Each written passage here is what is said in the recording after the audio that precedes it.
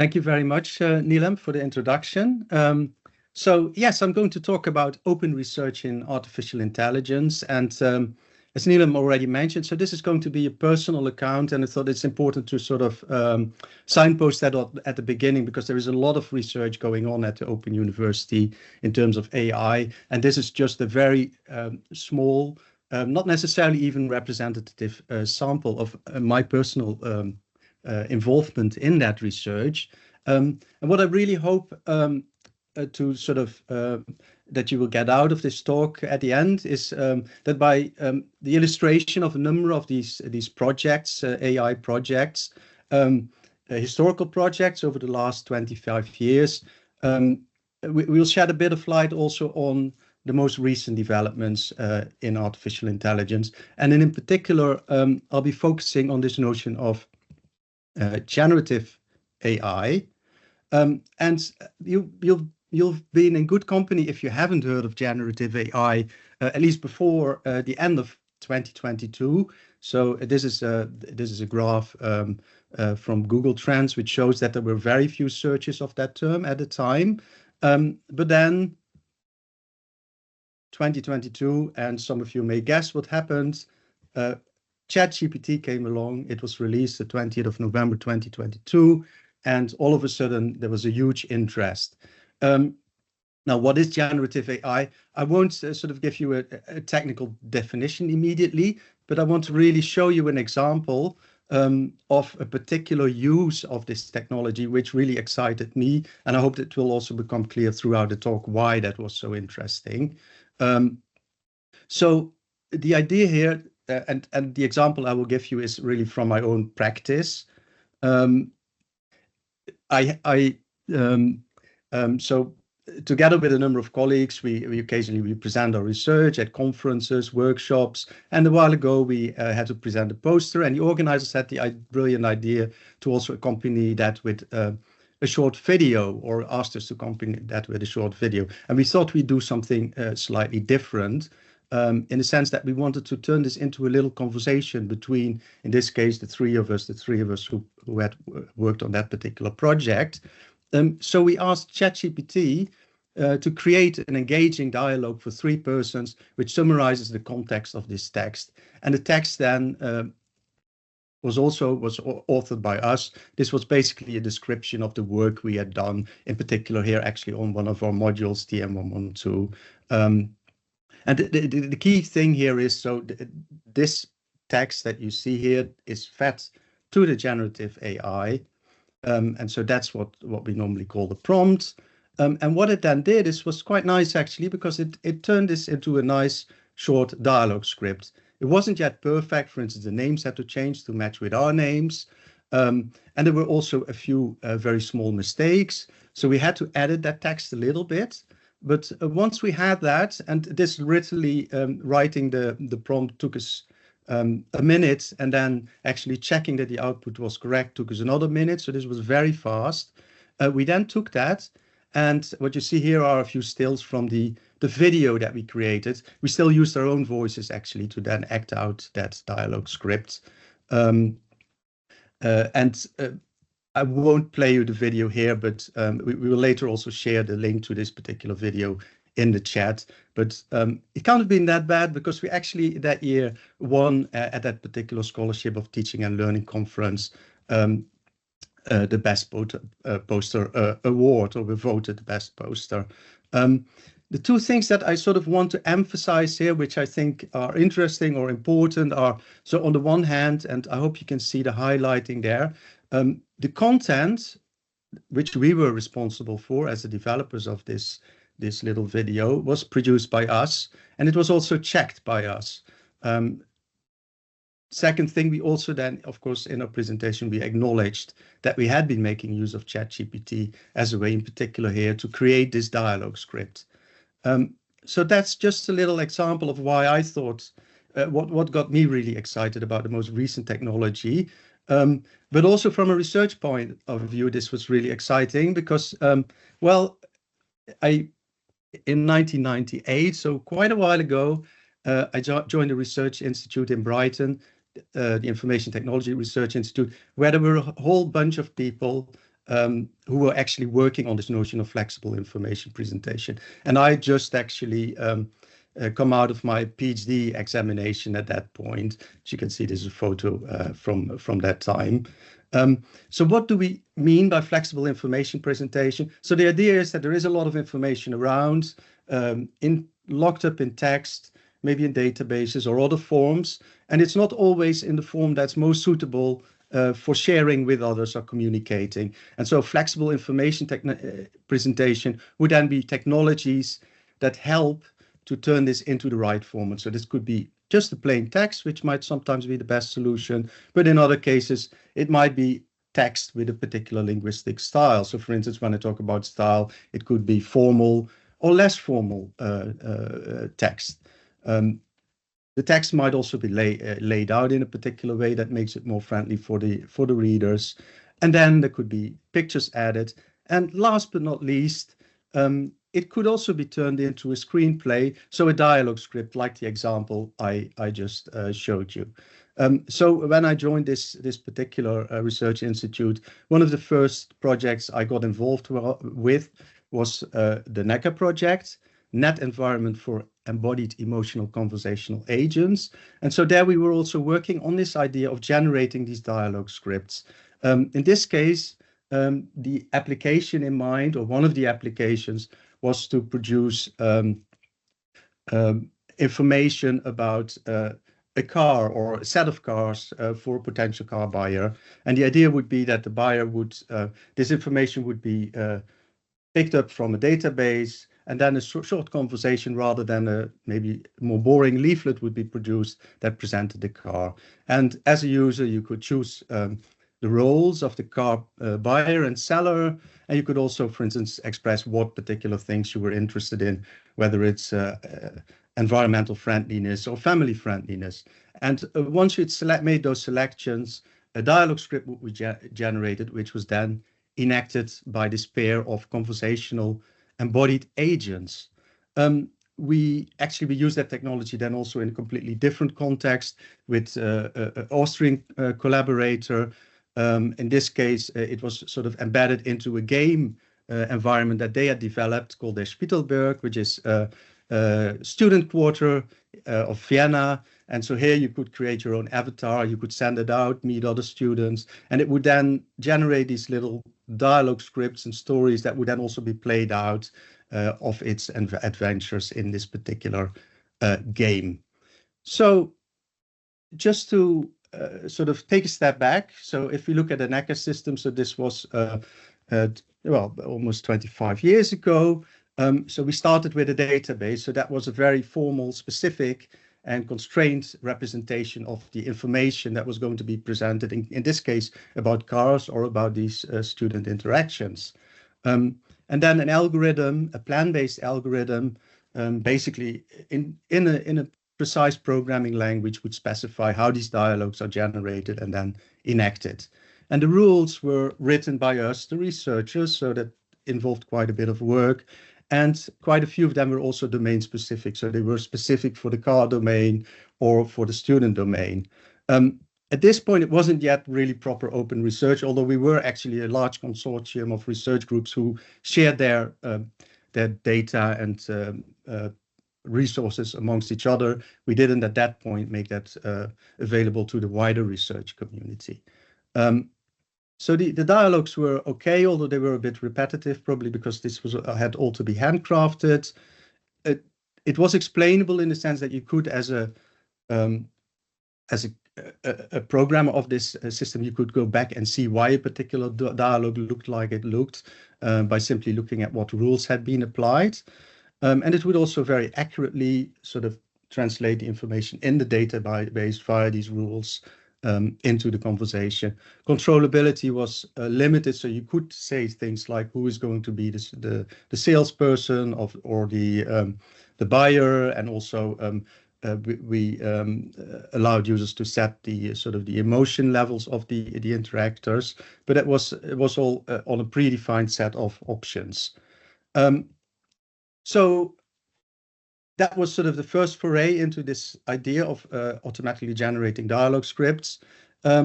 In 2007, I had the opportunity to work with a number of colleagues at the National Institute of Informatics in Tokyo. And there we proposed basically that instead of starting from a database, it would be much better if you could start just from free text. That would be much less constrained and would be a lot more to do. So we developed a system, the T2D system, text to dialogue, that maps from text to dialogue. And we had a mapping algorithm now rather than this sort of top-down planning programming language. And just to show you what that sort of looks like. So if you have a short bit of text like to eat Japanese food, use chopsticks, we'd have a system that would understand or figure out that there is a means relation between two parts of this sentence. And then it would be able to translate that into a question and an answer, like, how can I eat Japanese food? And the answer would be use chopsticks. And it would also know what the roles of these participants were. So we would have a whole bunch of these rules that could be applied to text. And you have to imagine that the specific text here wouldn't be really part of the rules. So it could be applied to any text where it had detected a means relation, basically. So those were still handcrafted rules.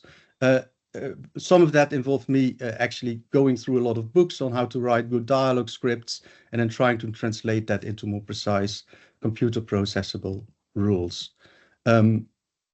It was no longer domain specific. That was the nice thing about this. So you could now apply it to any text and it would give you a dialogue script.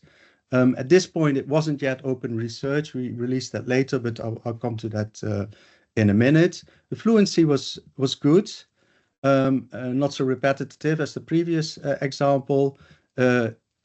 It's still explainable because we have these specific rules that we can look at, which triggered a particular dialogue script that was generated. Accuracy was also reasonably good, but there was no controllability. So now we come to the sort of the penultimate example I want to give you, which is the CODAS system. So this was a follow-up to the T2D, the text-to-dialogue work. So this was on coherent dialogue automatically generated from text. And again, we had text as input. We had a similar mapping algorithm as we used for T2D, but now the rules were really learned or extracted from data. And in particular, so we created this parallel corpus of dialogue and monologue text. A bit like if you wanted to translate from French to English, you might want to have bits of text in both English and French that are about the same topic. Here we had, and had the same content. Here we had bits of text, bits of dialogue, and we try to align those with bits of monologue that express the same information. And here the notion of open research also starts to come in. So we wanted to start from dialogue text written by professional authors rather than try to make this up ourselves. And here we were lucky that there is something called the Gutenberg library, which has lots of texts that are no longer in copyright, and so that can be freely shared. And fortunately, that also had a number of texts included that were on dialogue, in particular expository, non-dramatic dialogue. And so here are a number of examples. So we had examples from the 19th all the way to the 20th century. Actually, the Gurevich paper wasn't part of the Gutenberg library, but we asked specific permission from the publishers and the authors for that one. So what did we do then to create this set of data to actually learn the rules? So we took, for instance, here you see a short bit from Mark Twain's dialogue between O.M., the old man, and the young man. And you can see on the left-hand side that was then marked up with whether we had a question, yes, no question, followed by an explanation, followed by another yes, no question, followed by a no answer, followed by another explanation. So we added that, what's called annotation or markup to the dialogue. And we also rewrote our own sort of bits of monologue text that express roughly the same information. And we added this markup here as well. So an attribution relation, basically saying that there is a statement that's attributed to somebody. And here a contrast relation in this particular bit of text. And we could then, like for the chopsticks example, we could create these rules which would map instances on the left, on the right-hand side, so say an attribution relation to a yes-no question followed by an explain, or a contrast relation to a yes-no question followed by a no answer followed by an explain. So this was no longer, again, domain specific. And in this case now we were actually doing open research in the sense that we released that originally via one of the research societies on language generation. Although a few years ago I discovered that some of those sites actually had become obsolete, and we then moved this to the Open Research Data Online Repository, Ordo, of the Open University. And I think this is, I wanted to sort of include this because with making your research open, it is really good to keep an eye on where to precisely do this. And these platforms, so Ordo is based on something called Figshare, are most likely much more persistent than sort of trying to create your own website and put this online, which might go offline or disappear in some way or other. And we actually discovered that another bit of information that we had also released about 10 years ago was also no longer available, and we just put that on Ordo literally the other day. So this was the tools and the actual software that we produced for this particular project, and which was actually mainly produced by the RA at the time, the research assistant Svetlana Stoyanchev, who's now actually a team leader at Toshiba Europe, still working in artificial intelligence. So one thing we also then started doing is look at, how well or how good is the quality of the dialogues that are generated. And in this case, we compared it with the original T2D system, and we got human judgment, so we got people to rate these. We found that there was actually an improvement. So actually the rules that were learned from the data from professional writers were, maybe not surprisingly, better than the rules that I had cooked up myself. It's still explainable because we still would have these rules which were extracted from the data, also accurate, but again, there was not so much controllability. So just to give you an example of an application that we also developed then, because now it had gotten to a level where it was actually useful. So at the time we were talking in another context of another project, with people from the Papworth Trust, and so one of these the things they do is they provide these leaflets for their users who are helped with assisted living. So here's a leaflet, for instance, which in the middle bit it says everything we do affects the people who use our services. It is important that we listen to those people. So our system would turn that and other bits of the leaflet basically into a short conversation. In this case, is it important that we listen to it is important that we listen to the people using our services. Any question, why is it important? Because this will help us understand the changing needs of our service users. And that was then again, so in this case, we use this off-the-shelf tool from a company called Extra Normal, which now trades under the name Normal, to then actually turn it into a video. So we created the dialogue script, and then we had to add some instructions, basically director's instructions, to turn this into a video, to have a camera basically film these two characters who would then act out the script. And we'll share the link for that, I think, later in the chat as well, so you can actually see what such a video looks like. But so at the time, and this was actually on the Papworth Trust website between 2009 and 2019. In addition to the sort of traditional leaflets, they included also our videos as an alternative way for their service users to learn about the services they provided and the way users can get involved with that as well. So one thing I wanted to sort of highlight as well is, so when we were working on these projects to generate dialogue scripts, one of the things that really was of interest is how do you generate a question, since a dialogue, to some extent, one of the main things that distinguishes it from a piece of monologue is that you often have explicit formulation of the questions that are being answered. And so we got talking with colleagues at the University of Memphis, in particular the group led by Vasil Rus, and we organized this first question generation shared task and evaluation challenge or campaign.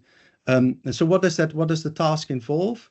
So basically, we organized, as the OU team, we organized the generation of questions from single sentences. So where you would have an input text.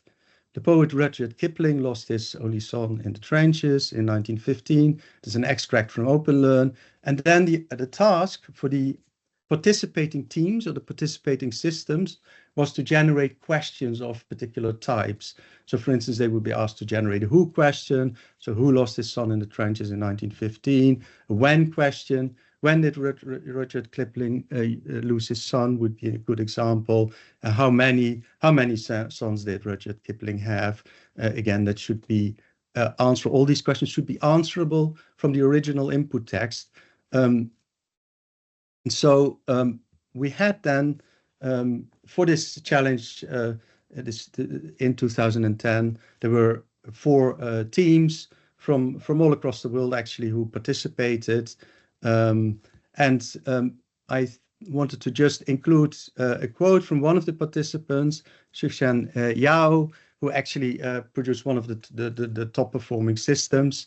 And he emphasizes the sort of the academic environment in terms of, I think again, the openness here in this instance is about these researchers participating in a shared task, so the same task, so everybody does the same thing, and then also sharing the results of that and comparing the systems with each other to find out what are the techniques and technologies that are most successful. And Xuexian here also then, so he's now a CEO of one of the current AI companies. He emphasizes that this question generation is still very important. So its applications in education and healthcare are profound, as asking the right question remains the first step towards success. I won't sort of delve further into that particular sort of the results with regards to the systems, but I wanted to highlight another sort of interesting observation at the time, and this had to do with the quality of the input data. So keep in mind again, so the input data was a bit of text, and the systems then had to generate a question for that text. And what we found is, so we had these 3 sets of text, so text from OpenLearn, so the Open Universities, course materials or extracts from course materials that are freely available, Wikipedia, and also Yahoo Answers. Yahoo Answers is something where people, like on say an Open University forum, can just ask questions and get answers. And of course, there is in terms of the degree of editing that happens with these different types of text, as you go from OpenLearn to Yahoo Answers, there's a lot less editing. So OpenLearn obviously has a whole set of editors and people who try to make sure that the text is correct and also grammatically and otherwise fluent. What we found is that given that the text is sort of more edited, there's also more questions that can be generated from it. So you can see for OpenLearn it was 65%, which then decreased to 57% for Yahoo Answers. And that was even after filtering a lot of the information from Yahoo Answers. And the same happened for the question quality. Again, I won't go into details here, and actually the numbers here, so higher numbers mean worse questions, or lower numbers mean better questions. But again, the general trend was that the more edited, the more sort of quality control text actually led to better outputs. So good data in results also in better outputs coming out. And I think that's a lesson that in the sphere of AI research, everybody is still learning. So we then now move to today's sort of work. So systems like ChatGPT. So the input is typically text, but you can also input various other bits. So there's sort of a step forward in sort of the variety of inputs that can be dealt with. Although most of it is still actually dealt with as text, even if you put it in as data. We've got as the algorithm a neural network with attention, the so-called transformer. And that's trained again on data. And I'll try to very quickly exemplify the difference between these previous approaches. So in previous approaches, we had these rules, and we had these extracted from about 700 turns of parallel monologue and dialogue. So that's about 5,000 to 10,000 words in total. We now, with ChatGPT, we're looking at 1 trillion words collected from all over the internet, including Wikipedia, but also book collections, etc. And the idea then is that we have a neural network that's trained on that information. And in this case, this neural network has 175 billion parameters. So that are several orders of magnitude bigger than what we were doing. Also using a lot more energy than we were doing in terms of the training. And so the idea here with these systems like ChatGPT is that you start with a network and you give it these bits of text, but you blank out the last bit, and you get it then, well, you transform this into a set of numbers, which is processed by the neural network. It then predicts words that should be in the blanked out space. In this case, it might have predicted place, whereas actually the correct answer is city. And what it would then do is, so it would recognize that that's incorrect, and it would update the parameters or the connections in its network. So next time it will get this particular example right, or at least it will have a better shot at that.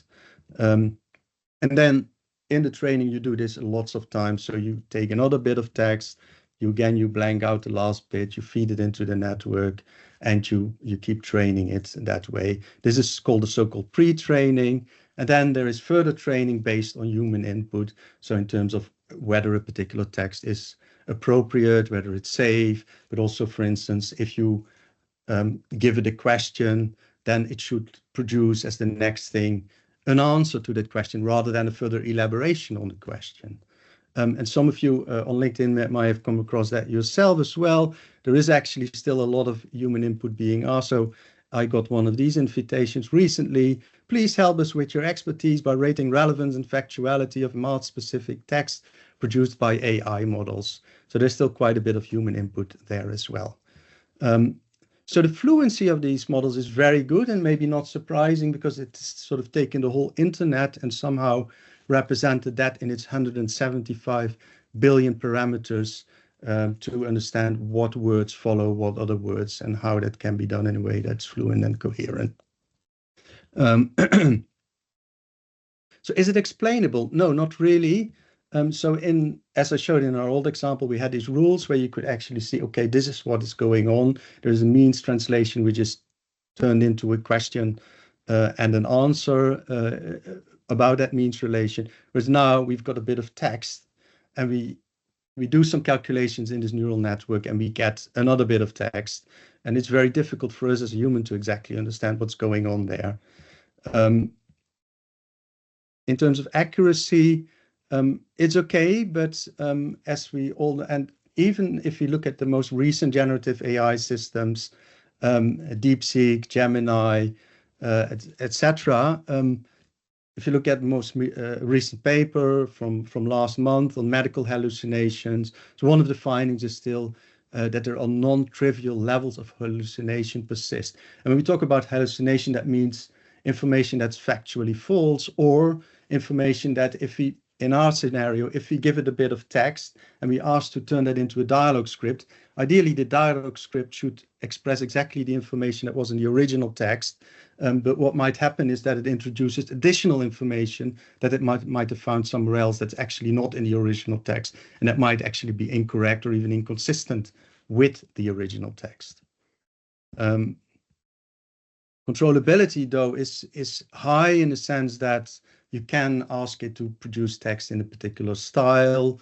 You can also, well, like we show, you can ask it to turn it into a dialogue script or a piece of text in a different language, or in a version of the language that is more dated, for instance. So in terms of open research, so ChatGPT wasn't very open at all. So ChatGPT, in that case, if we talk about openness. There are a number of things to consider. So the data was not available. So what was actually the training data? We don't have a precise record of that. The source code is not available in terms of how the system was actually trained. And then the model, so the actual weights, the parameters are also not public. And so that's one extreme. There are, however, also sort of intermediate cases. So for instance, if you look at Meta's Llama, so that's another generative AI, again, the data is not really available.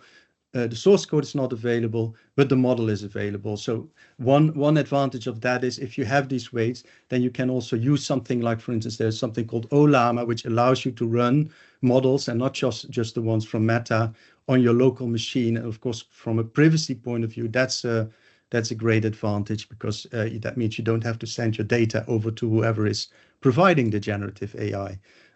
More recently, DeepSeek, so this is the Chinese addition to generative AI. DeepSeek R1 was a lot in the news. So they did not make the data available. Some of the source code is available and the model is also available. And then sort of completely on the other hand, we've got the Hugging Face small LM. Hugging Face, I think, is a French company. So they make their data, source code and model available. And this is also one of the higher performing models, actually. So to conclude, why do open research and why do we want to make the data, code and weights available? Well, there was actually a paper by the late Adam Kilgariff, a colleague at the time in Brighton, who wrote this paper called Googleology is Bad Science. And I just want to sort of introduce a variation on that. GPtology is bad science. And why is it bad science? Well, the systems are not examinable, so it's never quite clear what is causing what aspects of the system are causing a particularly good or bad output. There's only limited reproducibility. And maybe also another point to keep in mind is that the agenda is really controlled for these particular systems by commercial rather than research interests. And even going beyond research itself, it may also be, there's some evidence that these systems are actually then also less safe, in the sense that there was recently, the other month again, a paper by researchers in Anthropic called Auditing Language Models for Hidden Objectives. So they had the model, a red team, so the sort of the opposing team, trained the model with hidden objectives, like rate recipes with chocolate more highly, even if they're not really appropriate for that particular for those particular ingredients. And they then had a blue team that tries to find out what the hidden objectives were that the model or the generative AI was trying to obey. And they found that, well, if you don't have access to the training data, so they had a number of teams who tried to figure this out. The teams who had access to the training data were able to figure out what was going on. The ones who didn't weren't. So that's sort of a final note on the safety. And I really want to conclude here with a quote from one of the MSc students at the time, Brandon Wise, who contributed to the question generation shared task and evaluation campaign. And I think it's really nice. He also emphasized this idea that research is really a community activity.